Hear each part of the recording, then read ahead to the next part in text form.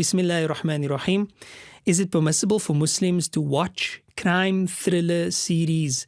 Is it permissible for Muslims to watch crime thriller series? I'm not exactly sure what crime thriller series are, whether this is sort of a documentary style, true life thing where they show the criminals and the crimes and, that type of thing, or whether it is a series of actors and, just a drama series for that matter. But the ruling would remain the same, applied to all sorts of content that one views online. So on our answers, Seekers Guidance answers, we've got several questions and answers in relation to this question. But I've called up one specific answer that I personally have authored on the answer service. And the one paragraph really sums it up for us. The ruling on consuming various forms of media content is based on the nature of the contents of the intended material. That's the essence of it. There is no monolithic ruling as far as, here's a screen and I'm going to put something on the screen now. Is it permissible to watch or not? It's always going to depend on the content of the material that you intend to watch. So suppose that there's no impermissible elements such as lewd behavior, exposed nakedness, and so forth, then this is going to be lawful within reason. Now, we'll speak about the within reason element in a moment. If, however, there are unlawful elements contained in the intended material, then the general ruling is that it is unlawful to consume such content, regardless of whether one feels that it's just entertainment or it's only a drama or it's only acting and the like. This is the case with all types of content that we consume, and Allah subhanahu wa ta'ala knows best.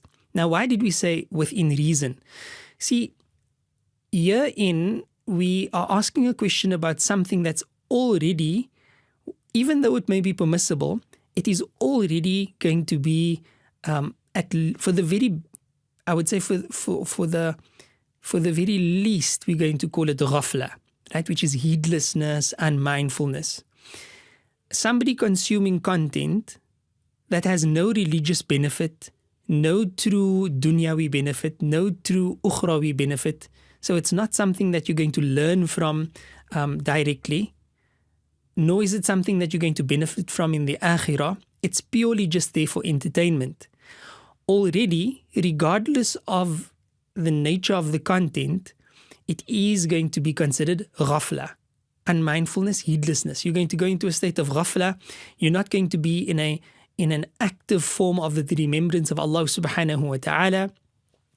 In essence, you are wasting time.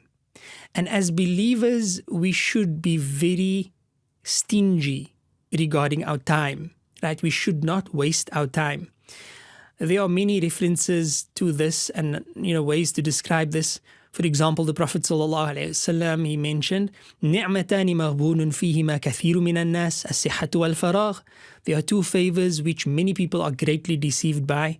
That's health and free time. So health, of course, when you are healthy and you don't have serious chronic ailments or diseases and you don't live off medication and all your bodily functions are really in order, it's very easy to not even be grateful or express gratitude for the health that we enjoy. The moment that you are faced with one of those challenges, then immediately you start understanding the value of health. So this is why health is such a deceiving gift. And then the second one that the Prophet ﷺ speaks about is faragh, which means free time. When one has all the time in the world at your leisure, at your disposal. I recall being in high school and feeling like, you get bored or there's extra time, you don't know what to do. But now as an adult, things are very different. Now you feel there are not enough hours in the day. So one cannot really get a true appreciation of free time until your time has become preoccupied. Unfortunately, we are living in an era where we intentionally and deliberately occupy our time with so much frivolity, so much heedlessness and ghafla, that we actually believe that our time is occupied with something. Like we would say that we are busy, when in essence we were not busy, we were just filling that time with that which was wasteful. So the question is it lawful? The answer is it depends. But over and above it being lawful or not, how much time of yours are you really willing to put into such an activity that has little to no benefit? So may Allah subhanahu wa ta'ala guide us to that which is most beneficial for all of us. La ilaha illallah Muhammad Rasulullah.